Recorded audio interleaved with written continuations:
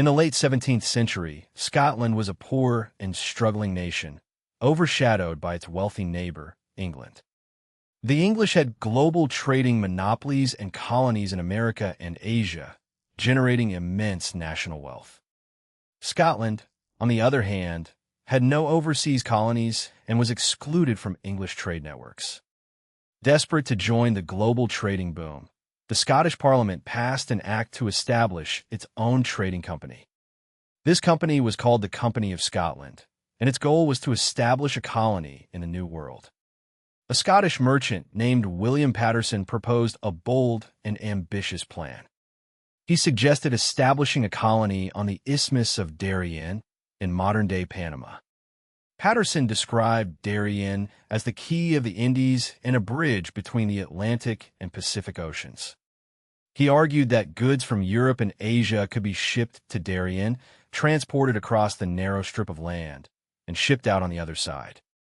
This would bypass the long, dangerous, and expensive voyage around South America or Africa. The plan sounded brilliant on paper, promising to turn Scotland into a major global trade hub. To fund the venture, the Company of Scotland attempted to raise capital in London and Amsterdam.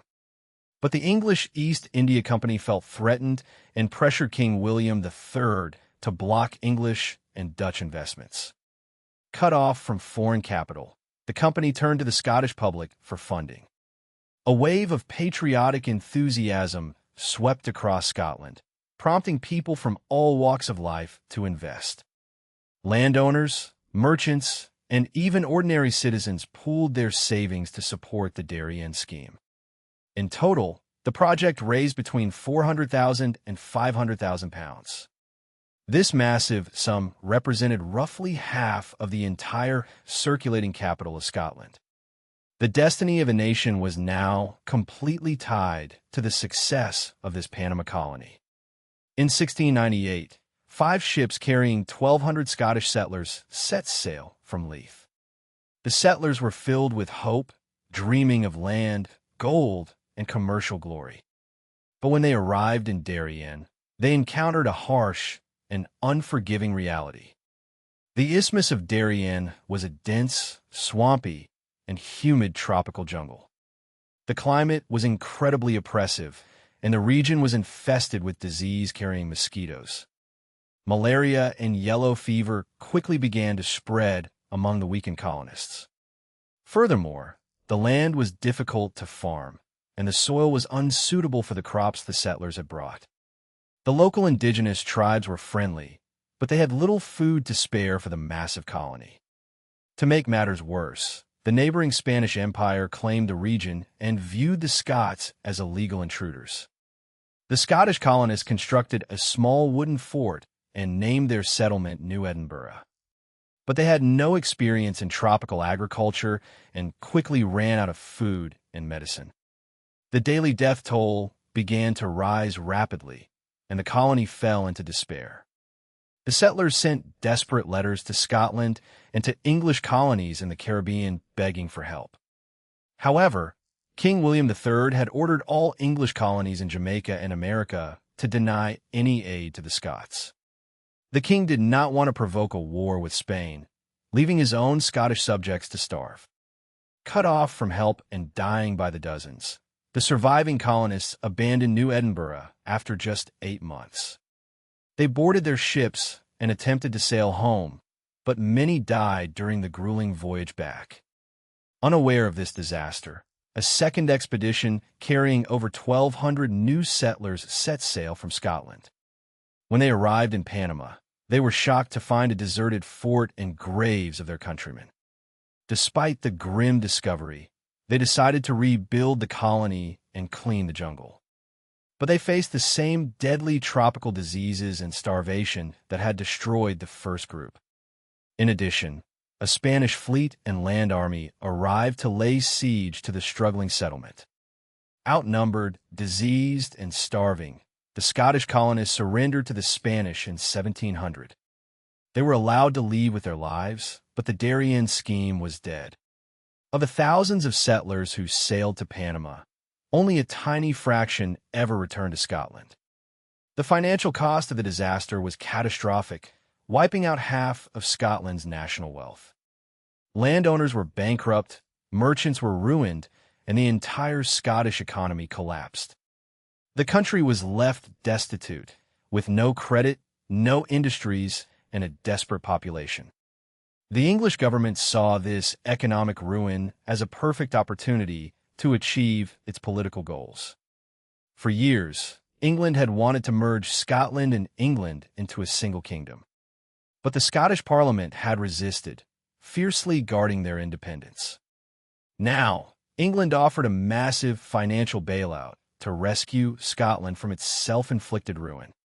This financial package was known as the Equivalent, amounting to nearly £400,000. The money was used to compensate the investors of the Company of Scotland for their Darien losses. But this bailout came with a heavy price: the complete loss of Scottish sovereignty. In 1707, the Scottish Parliament voted to pass the Acts of Union. The parliaments of both countries were merged, and the independent Kingdom of Scotland ceased to exist. A failed colony in the jungles of Panama had bankrupted a nation and rewritten the map of Europe. The Darien Scheme is a stark reminder of how economic desperation can lead to national ruin. It shows that in the world of geopolitics, financial weakness is often the precursor to political surrender.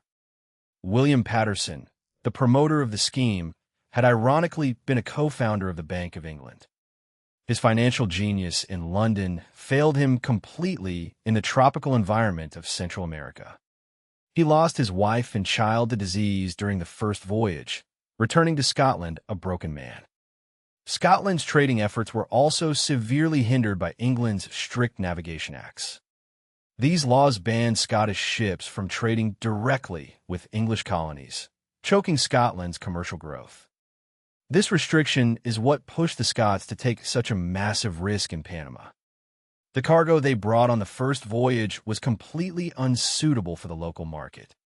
They packed heavy wool blankets, woolen stockings, and English Bibles to trade with the tropical natives. The indigenous people had no use for heavy winter wear in the sweltering heat. The Bibles remained unread, and the wool rotted in the damp jungle air. The colony's leadership was divided by bitter personal rivalries and political infighting. No single leader had the authority to coordinate building projects, agriculture, or defense. While the colonists died, the council members argued over titles and food rations. The fort they built, Fort St. Andrew, was situated on a narrow, sandy peninsula. While it was easy to defend from the sea, it was easily cut off from fresh water by land. The Spanish land forces simply blocked the peninsula, leaving the Scots to die of thirst. Many Scottish families had invested their entire dowries and inheritances into the company. When the shares became worthless, it caused a widespread social crisis across the country. There was no welfare state or safety net to catch the newly impoverished citizens. The streets of Edinburgh were filled with beggars who had once been wealthy merchants. The church pulpits echoed with sermons claiming the disaster was a punishment from God. People were encouraged to accept their poverty as a sign of divine will. But the public soon found a more concrete target for their anger. They blamed the English government and King William for deliberately sabotaging their colony. Anti-English riots broke out in Edinburgh, with mobs attacking English sailors and officials. The political tension between the two nations reached a dangerous boiling point.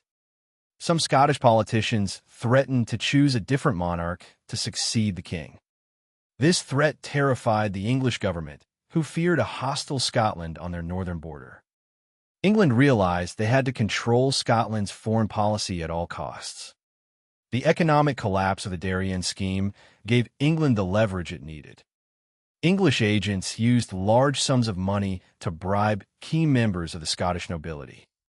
The famous poet Robert Burns later wrote that Scotland was bought and sold for English gold.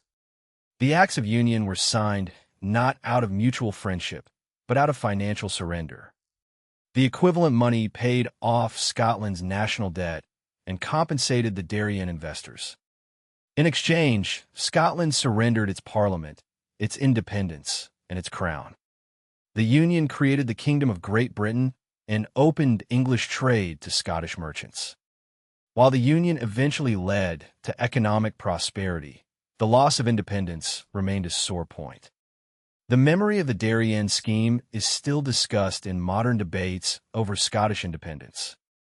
It is cited as an example of both the dangers of going alone and the price of integration. The financial disaster shows how easily a nation can lose its freedom through economic vulnerability. No country can maintain its political independence without maintaining its financial health. When a nation's economy collapses, its sovereignty is usually the next thing to go. The empty beaches of Darien today show no sign of the Scottish fort that once stood there. The jungle has completely reclaimed the site, leaving only graves hidden beneath the trees. But the political consequences of that failed settlement remain active to this day.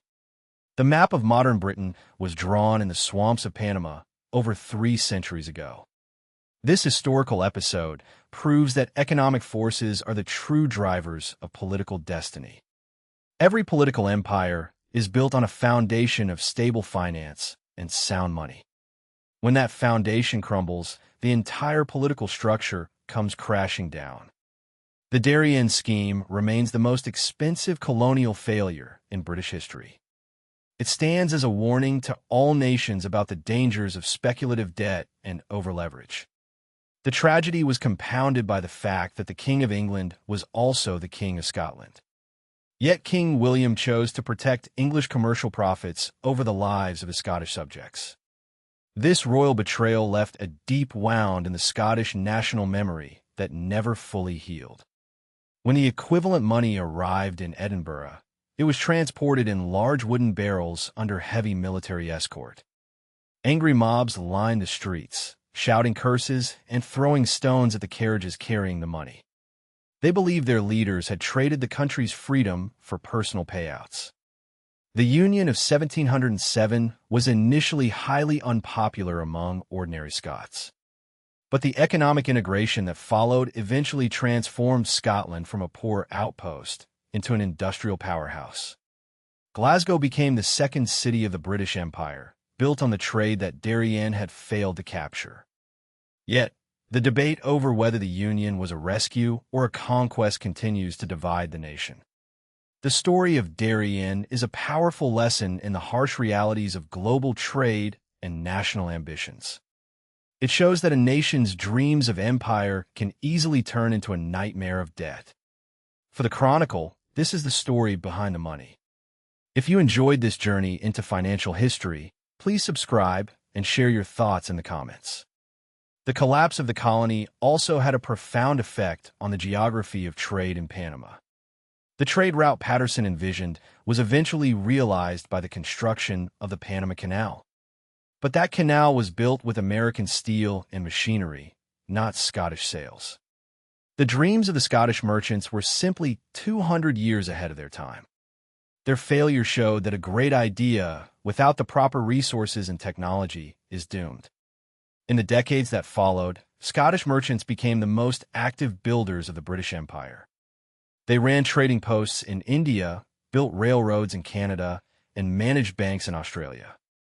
But they did so under the British flag, having traded their own independence for survival.